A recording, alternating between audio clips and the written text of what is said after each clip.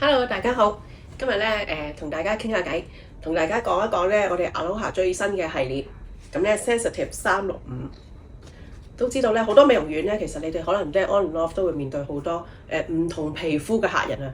呢入親嚟嘅皮膚咧都即係層出不窮啊，係嘛？有啲可以好靚嘅皮膚，有啲哇真係可以好差嘅皮膚，有啲可能爆晒瘡嘅皮膚，哇有啲入到嚟成個關公紅到唔知點樣處理嘅皮膚。有時咧個客入到嚟咧都唔知點樣做喎。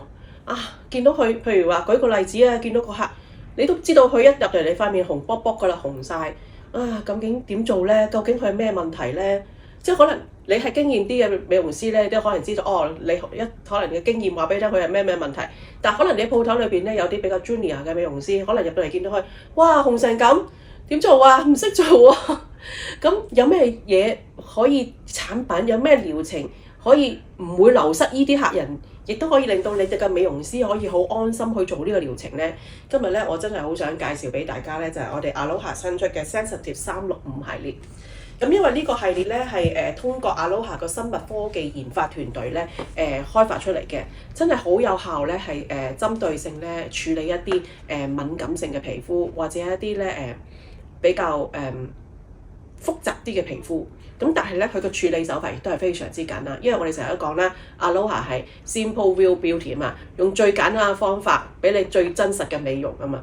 咁如果譬如話各大嘅美容院，如果你哋都有機會接觸到一啲敏感肌嘅客人，但你哋都唔知道究竟佢係邊方面敏感，究竟係純敏感啊，食咗嘢敏感啊，打完機之後出敏感啊，定係玫瑰痤瘡嘅嗰種不適啊，或者甚至乎係濕疹啊？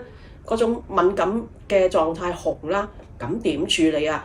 都有好多層出不窮嘅皮膚症狀係嘛？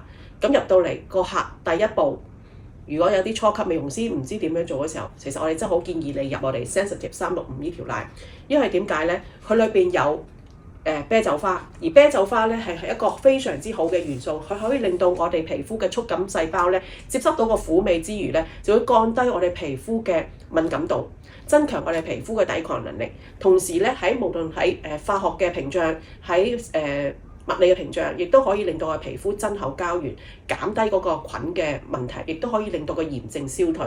咁加上咧佢有後生元複合物，令到我哋嘅皮膚微生態平衡咧可以加強咗。